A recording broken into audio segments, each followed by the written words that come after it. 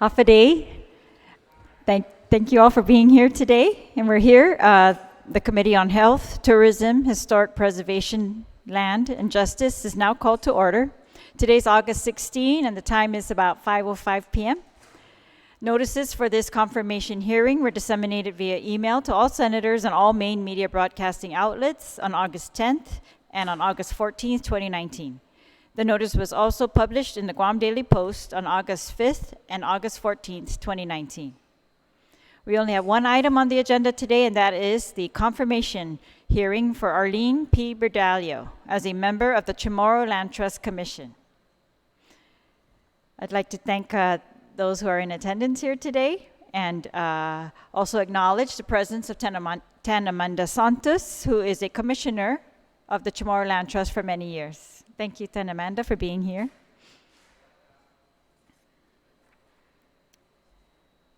So I'd like to ask anyone who's interested in testifying, and the nominee, Ms. Arlene Bordallo, if you could come and sit in the middle. And if there's anyone else who would wish to testify orally, if you could please have a seat.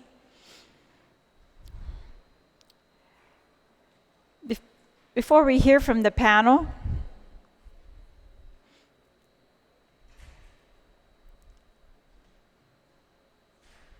thank you.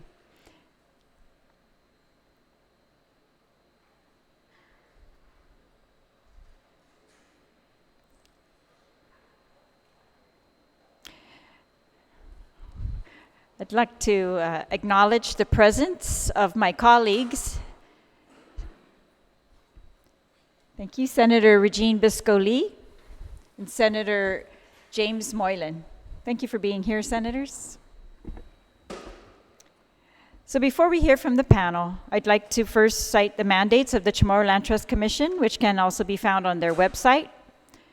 The CLTC is responsible for the disposition of Chamorro homelands, public lands, pursuant to mandates to advance the social, cultural, and economic development and well-being of the Chamorro people by way of residential, agricultural, and commercial land distribution and economic assistance programs.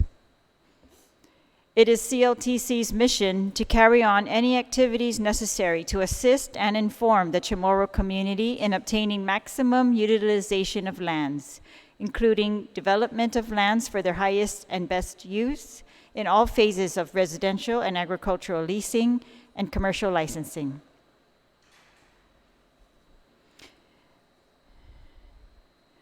I want to thank Ms. Bordallo for accepting the executive appointment as a member of the Chamorro Land Trust Commission and congratulate her on her nomination. Mrs. Bordallo is the wife of the late Senator Paul Bordallo. The late Senator Paul Bordallo, coincidentally, was the author of the Chamorro Land Trust Commission Act, the Chamorro Land Trust Act. He had the vision and the fortitude and political will to get this law passed in 1975, 44 years ago. It was passed unanimously by the 12th Guam legislature. After passage and for 44 years, or for maybe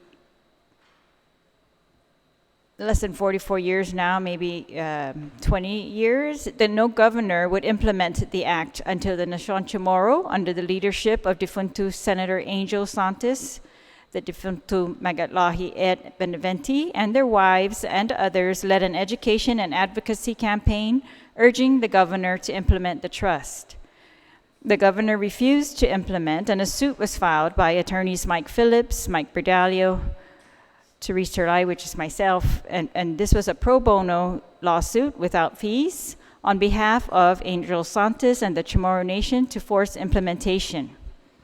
The AG argued at the time that the trust was unconstitutional. A hearing in the lawsuit was held while hundreds led a protest and a campout on the grounds of Adelup.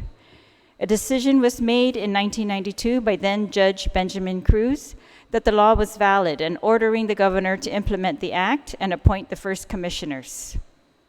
Several years later, in 1995, when Angel Santos was a senator, he introduced the rules and regulations for the trust, which were slightly different than what the commissioners had originally written and controversial at that time. Again, he led hundreds in appearing before the legislature to urge lawmakers to adopt the rules, which they eventually did. With a few amendments over the years, these rules continue today. Of course, last year, the Chamorro Land Trust and the island were shaken by news of inconsistent treatment of applicants, non-collection of commercial lease payments, and other issues, as well as a lawsuit filed against the Chamorro Land Trust by the United States Department of Justice for housing discrimination. These seeming problems forced the trustees and the Chamorro Land Trust Commission, the staff, and under the direction of the chair, Pika Ferreran, to put in many, many hours investigating, accounting, and finding solutions to the problems that were raised. The lawsuit is still pending and settlement negotiations are ongoing. The work of the Commission to resolve past management issues is intense and time-consuming and requires truly dedicated Commission members. The Commissioners are strictly volunteers and under Chairwoman Ferreran meet at a minimum once a month for approximately 4 hours, and for the past several months have met twice a month for approximately 8 hours. Preparing for the meetings takes about 2 to 3 hours, they've told me, and the subcommittee work also requires additional time outside of the Commission meetings. So I just wanted to put that on the record so that we all are under this understanding of the work that's really involved in this Commission. And to thank you again for accepting. So without further ado, if I could hear from Sen Amanda first, and then we'll hear from the nominee. Sen Amanda. My dear people of Guam and fellow senators, today I come before you to honor and support Mrs. Arlene Bordallo for being selected as one of the Commission board member. I thank the commitment to serve the people of Guam. The Luliang Guerrero administration is having unprecedented challenges, both near and long term.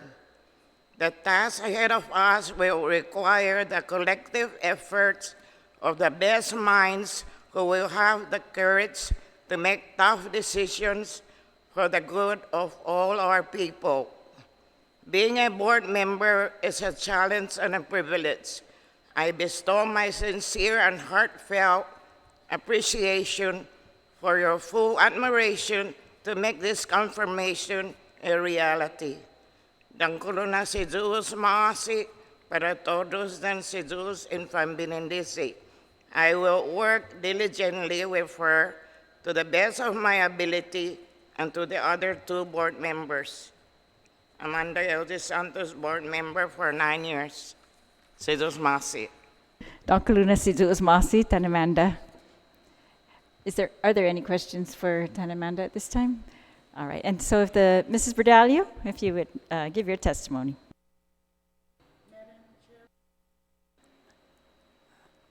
Members of the Committee on Health, Tourism, Historic Preservation, Land, and Justice, and the people of Guam. I am Arlene Bordallo, wife of the late Senator Paul J. Joseph Bordallo, who introduced this bill that established the Chamorro Land Trust Commission in 1974.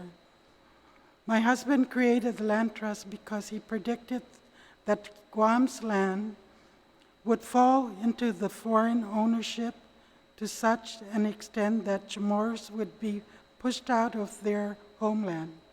He saw that when the tourist industry started developing on Guam in the late 60s, that many landowners sold out to Japanese, American, and other business interests.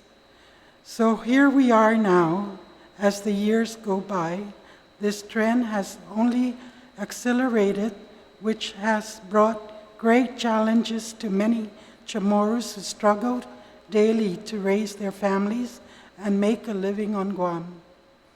I fully support the original intention behind the creation of the Land Trust.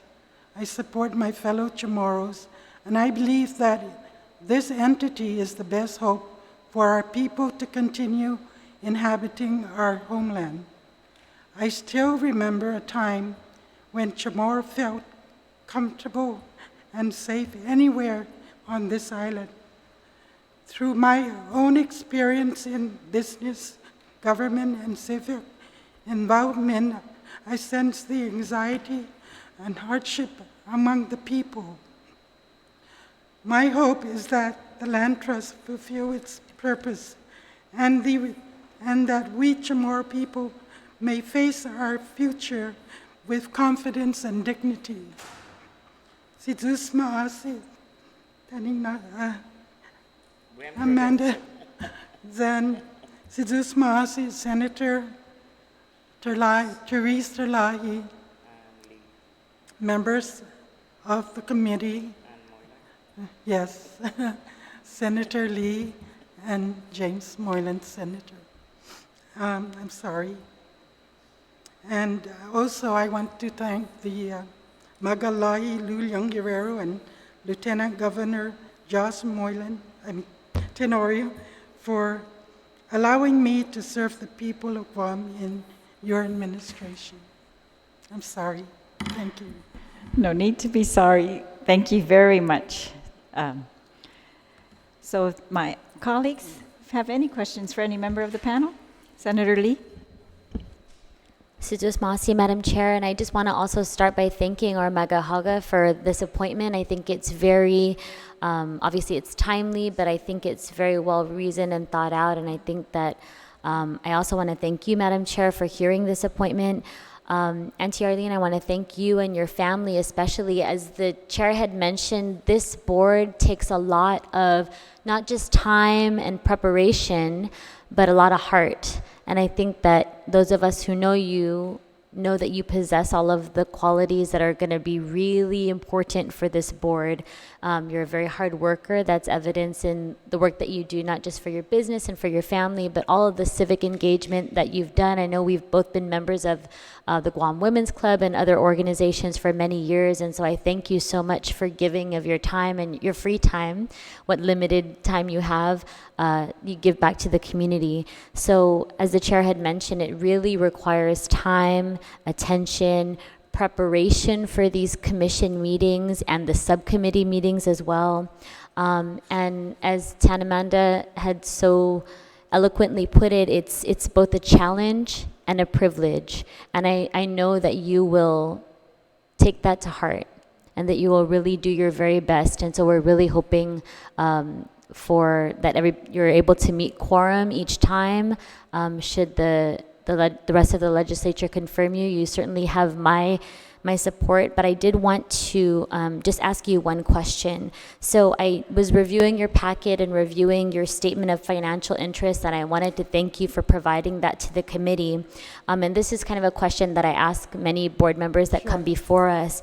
Do you foresee any conflicts of interest that you have with regard to any business that you own or any organizations? There's no conflict as far as I'm concerned. You know, this land trust is for the people, not for myself. Thank you. Sidus Maasi, and thank you so much, Madam Chair, for the opportunity to ask you these questions. And again, I just thank you so much for giving of your time to this very important part of our government. And you're absolutely right. It's for the people of Guam. Thank you. Thank you, Senator Lee. Senator James Marlin? Thank you, Madam Chair. Ms. Bordallo, thank you for accepting the nomination. You do have the experience, and I believe you'll do wonderful things. It's a hard time for the commission, but with your influence there, I think we can make it through it, and you have the support of your other board members. So I'm really looking forward to the next process, which your name will come up during, hopefully, the next session, and that we can get you to work as soon as possible. Thank you so much. You're welcome. I'd like to again acknowledge the presence of your family, the Perez family, the Bordallo family, and the Blas families. Thank you. And I also like to ask you a few questions for the record also. And so the business interests or conflicts of interest already been asked. Thank you, Senator Lee. At one point, you were a board member of the GIDA, the Guam Economic Development Authority, and was there can you tell us your experience with working on that board, if that will serve you in your service on this board, do you think? Oh, well, you know, Guam economic development is to help people make Guam grow as far as, you know, in terms of business and for the people. So I know sometimes there are businesses that want to deal with Chamorro Land Trust, and I leave that to, you know, the board in their decisions. That's it. Thank you, and I appreciate your business background. So making the meetings, will there be any conflicts in your schedule that might prevent you from making the meetings? No, All right. I'm my own boss, so no, no one's going to tell me not to go. That's great. We all need that luxury. No, I'm kidding. How would you address controversial decisions that on the board? If the board was not in agreement, do you feel like you'd be comfortable to handle that situation? Yes, as long as they follow the law. That's all there is to it.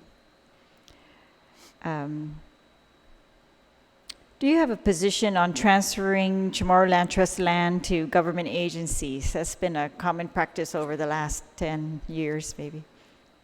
Well, I really feel that Chamorro Land Trust the land should stay with the Chamorro Land Trust.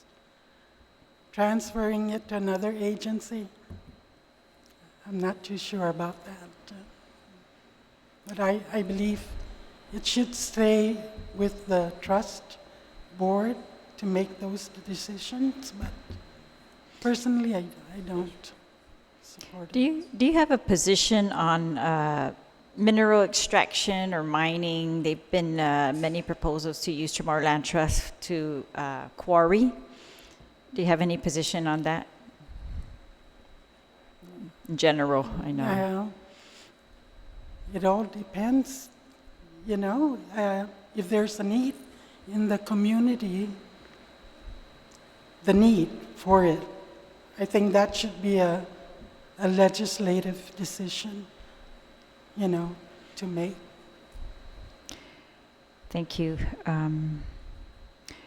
There's been in the news, even very recently, but we've also seen it in the past, that, you know, there's been some past problems regarding collection of the commercial lease payments. Yes. Do you think you can contribute to the board's management in that area?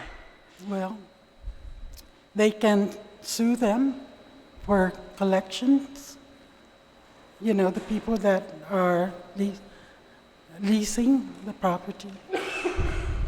Yes. And, you know, just regular collection, even going to court to make sure that the trust receives that money. Yes.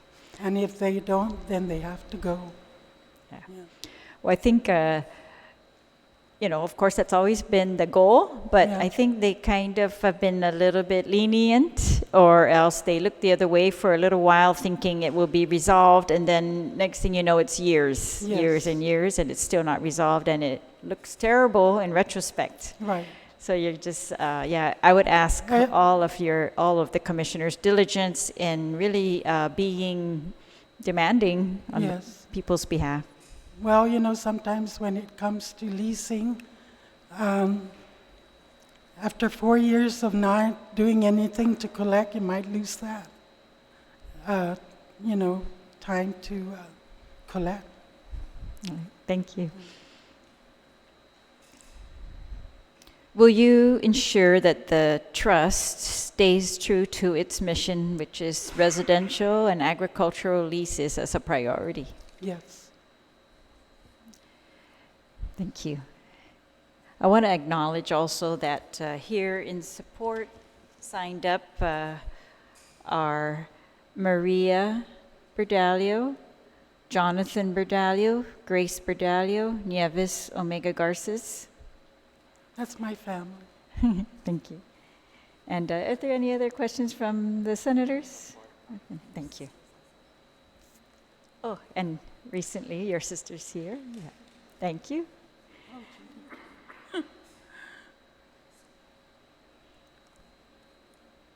Oh, Judy Salas, thank you Yes. also for being here, and she stated her support for your nomination. Thank you. And thank you for having this. Oh, well, thank you. So, Arlene Bordallo, I'd like to thank you for your commitment to this commission. I appreciate your answers. I can see the sincerity, and you're a little shy, I think, but I think you've got a lot of business experience and life experience that is absolutely going to be a huge plus for this commission. No. And I urge you to just stand your ground and be who you are. And I think that luckily the commission seems to be very open right now for ideas and ways to move forward. And that I appreciate the timing of your presence on this commission also. Thank you. And we're here also to support you and all of the commissioners. So if there's anything that you need, I welcome you to please, we're here to help you. So Situus Masi, and there being no additional individuals to present testimony, the committee continues to accept testimony until August 30th. You may submit testimony. I'm sorry, I'm going to change that. The committee will continue to accept testimony